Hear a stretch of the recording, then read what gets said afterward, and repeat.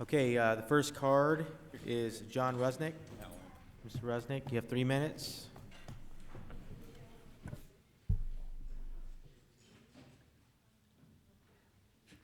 My name's John Rusnak, and I just wanted to share some information with you.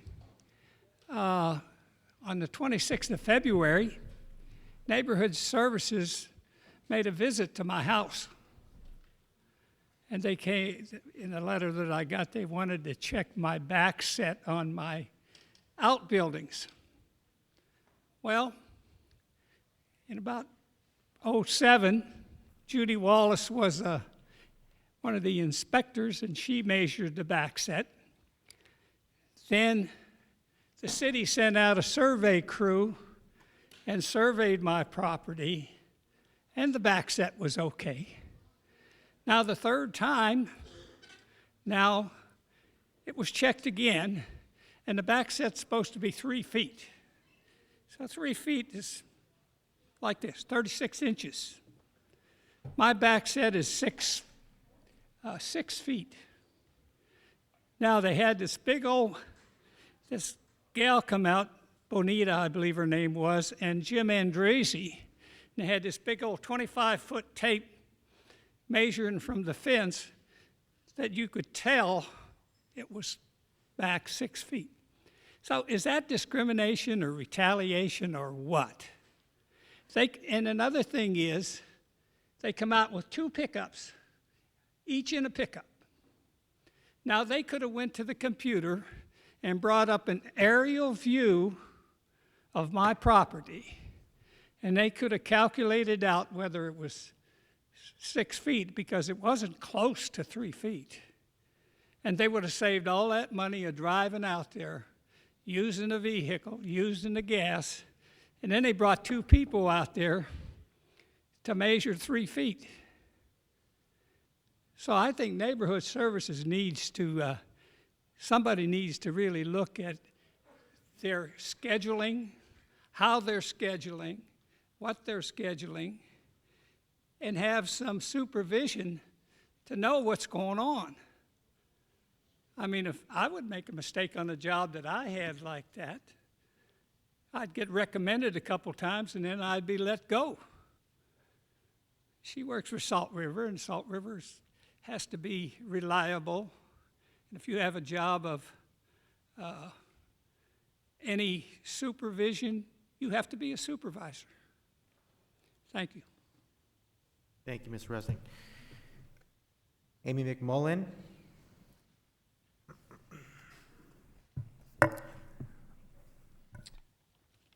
Hi, my name is Amy McMullen, and I represent Maricopa Alliance for Shelter and Housing, or MASH. And I'm here just to talk about the closure of the men's overflow shelter down at Cass. That's going to happen at the end of this month, and we have a lot of concerns about that. MASH is a coalition of concerned community members who are advocating for our homeless neighbors. And as you may know, the Men's Overflow Shelter, or MOS, opened in 2006 in response to numerous heat deaths in 2005. And up to 250 men have historically slept there. And it was considered a temporary solution when it opened in 2006, and now we are 9 years later, and it is closing due to fire and safety concerns as of April 1st.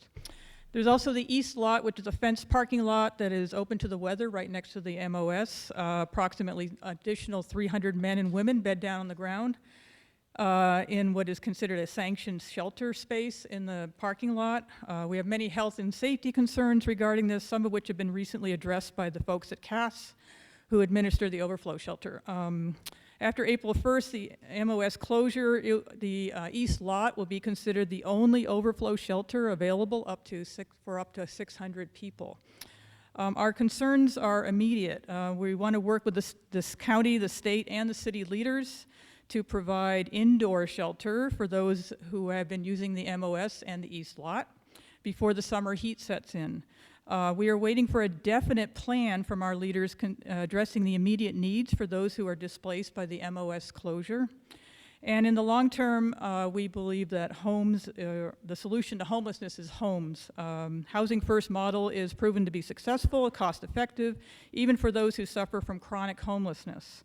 Not only do more vouchers need to be made available for supportive housing, but actual housing sites must be obtained that will accept this diverse population, including those with felonies. Failure to do so will simply put more people out on the streets. And there always will be a need for safe and humane transitional shelter space, and state, county, and city must provide the resources to expand shelter space to meet the demand. We currently do not have enough shelter space to meet the demand.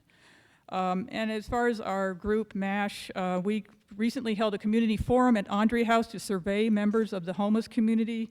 We've written a letter on March 4th to the county, state, and local leadership asking to provide us with a plan to meet our shelter closure concerns. And we want to work collaboratively with the City Council on real solutions. We plan to take further action in defense of the lives of our homeless neighbors if immediate relief is not forthcoming. So I thank you, and I can be reached through our website at masharizona.org. Thank you. Last card, Elizabeth Singleton.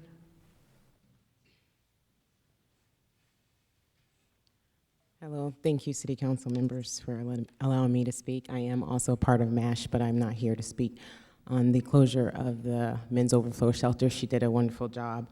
I'm actually here to speak on the mental health police squad that was just formed. I'm going to read you a letter that myself and a few other advocates have written to our police chief and TJ Martin after a February 18th meeting with our TJ Martin and some other police officers or executives there. After our meeting, we say, "Dear Commander Martin, thank you for the meeting. Thank you for meeting with myself and others concerned community members." I'm sorry, I'm nervous. We strive to find workable solutions for the issues for those suffering from mental illness and family members of those who suffer from mental illness, and their actions to our police department. We ask you to take the following into concern. In summary, here are our concerns from the meeting: the lack of community representation of the Mental Health Executive Advisory Board, the increased use of police department in addressing the mental health crisis calls in the last 2 years, the low percentage of active police officers with CIT training. Our recommendations are the following: to replace the Mental Health Executive Advisory Board with a mental health committee on par with Public Safety Committee, advocacy for change in legislations that creates the use of police as the first line of interaction with with those who are mentally ill, with behavioral health providers, increase the number from 4% of CIT trained officers to 20%, or a mechanism that is similar to the San Antonio model. And we look forward to hearing from you. In response to that, we received by notice with the news and from the Chief of Police Assistant that there was a mental health squad put together of will be put together of 6 trained police officers. This is not what we've been fighting for since Michelle Cusa's death in August of 2014.